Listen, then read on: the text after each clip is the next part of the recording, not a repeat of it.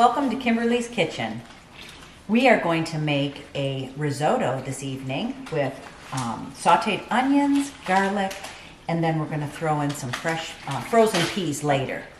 So we have in here 2 tablespoons of olive oil, 2 tablespoons of butter, and we are going to saute the onion mixture, 1 medium onion, 3 garlic cloves that I chopped up in my little chopper. And we're just going to let this saute for a while. After this sautés for a while, we will remove it and put it back in the bowl to put back into the risotto a little bit later. But the most important thing when you're making risotto is you need to brown your risotto. So after I have this sauteing for a while and I do remove it, we're going to put a little more butter in the pan and brown our risotto. Okay, so we removed our onion and garlic and put it in a little dish. I have a little bit, about 2 tablespoons of olive oil. I have 1.5 cups of arborio rice.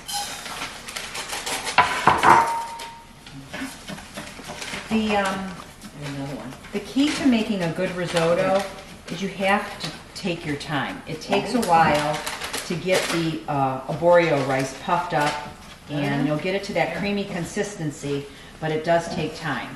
You're going to slowly add, I have here chicken unsalted stock, so I have control over the salt. I use a Himalayan pink salt, and I use a lot of black pepper. So right now, we are just browning, the arborio rice. Okay, so we've been allowing this to brown a little bit. It has a nice little golden color. And now what we're going to start doing is we're slowly going to start adding some of our chicken stock.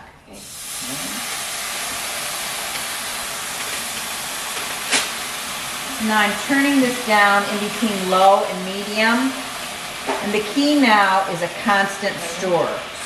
So you don't want to really leave the pan unattended, because you can burn this very easily if your liquid evaporates off. And you're just going to continue to stir. After we do a couple cups of the chicken stock, I'm going to add, I have 4 tablespoons of wine here. I have a rosé, because that's what I had. You could use a white wine. The only wine I don't think I would use in a risotto is a Chardonnay that's oaked. And so now this is allowing the arborio rice to bloom a little bit, but it's going to take a while for it to get extremely tender.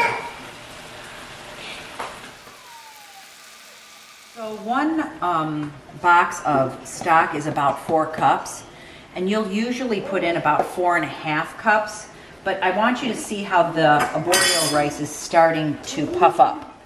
And this is what it will do, and over time it'll get nice and puffed, and then of course we'll add back our onions and our garlic, and we'll put in I usually use Asiago cheese, and I use Parmesan Reggiano. And then we're going to put in about 1/2 cup of milk for creaminess. Peas. Okay, we're at the point now where the arborio rice is very puffed, so I'm going to add the 4 tablespoons of the wine.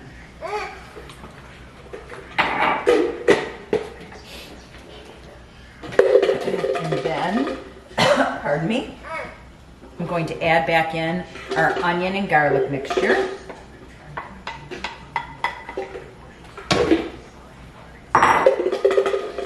I've taken some Asiago and Romano cheese and grated it and spilled it off my cutting board, but that's okay. We'll put that in just a little bit after I incorporate the onion and the garlic. Now, I like a nice little layer of pepper, so do that to taste. But I'm going to put some pepper so that it really covers the whole top of this risotto. Okay, so now we're at the end, and our risotto is nice and puffy. We are going to add our peas. Okay, and then we'll just fold this in.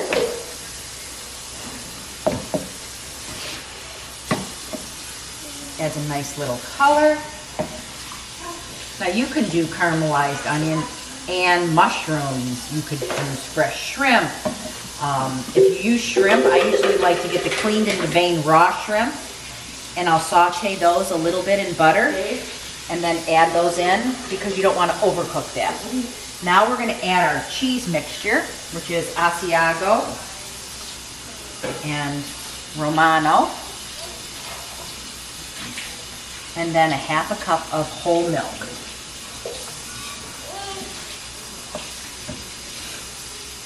This is when you taste it, because the cheeses have the salt content. But if you need a little more salt, we're going to add some Himalayan. So we're going to take a little taste of this.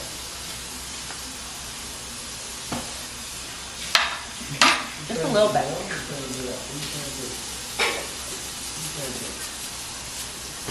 And stir that up. And look at the beauty. Beautiful risotto. Thank you for coming to Kimberly's Kitchen. We'll see you next time.